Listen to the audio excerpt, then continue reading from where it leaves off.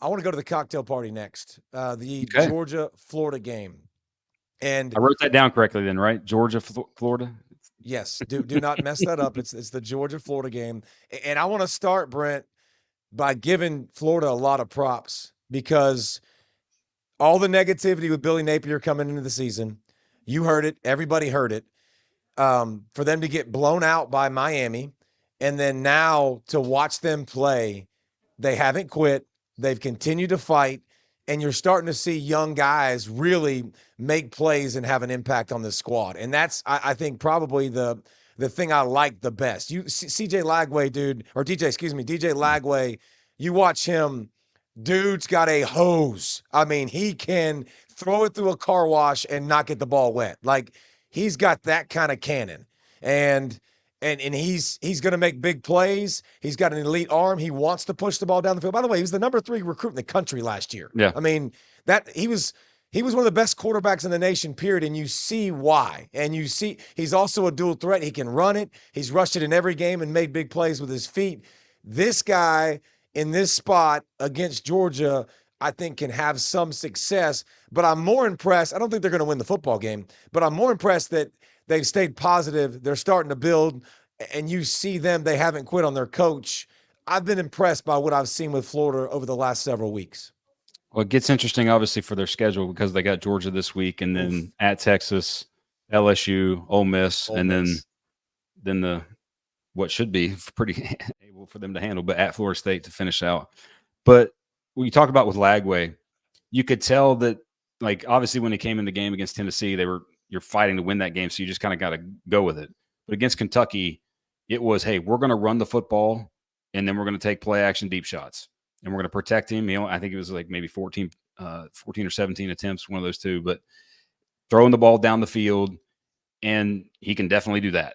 It's can Georgia's, and I think Georgia will stop their running game and slow their running game down. But the ball kid, the freshman, very impressive. Not just home run threat, but I'm always getting 6 when 1 is there.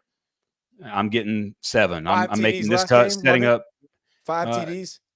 I can't remember. It was a bunch, but yeah, I think he had 5. But his ability to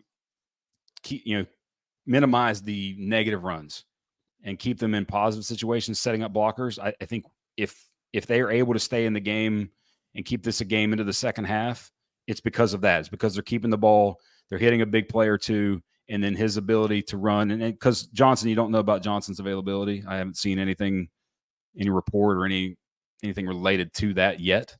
But at this point, you got to roll with ball. And like I said, his ability to consistently move the chains, very impressive. Yeah. And so now I think when you start to spin it, I'm so interested to see him versus or that offense versus Georgia's defense. And what we saw Georgia's defense last was ridiculous. Like it was the best we've seen, this season, this year, putting pressure on the quarterback. Now, I've seen Georgia, they're comfortable going on an island, Brent. They're comfortable and they're comfortable making you challenge them down the field with those hard shots. Lagway wants to do that. I would force him to be a little bit more patient. Like when you go man to man for a young quarterback, I think it makes the picture pretty clear. And also he turns and runs when there's back to man back to the defense, and he can take off and make really, really big plays down the field. So interested to see that. And then spin on the other side for Georgia. The ground game got going against Texas. And if that continues, Brent, you'll see the best version of Carson Beck. That is where he thrives the best. And I say that because Carson's never been the drop back, throw the ball all over the field kind of guy, and especially deep shots and have success. But when you make linebackers come up, and when he has space to throw over the middle of the field between linebackers and over linebackers between safeties, he's freaking elite. He is one of the best in the business at driving that football.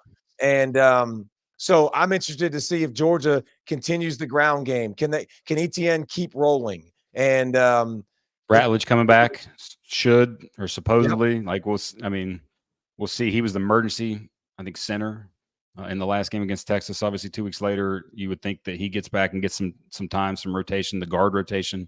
I think he has a Mims type effect, like much like Amarius Mims was for them last year.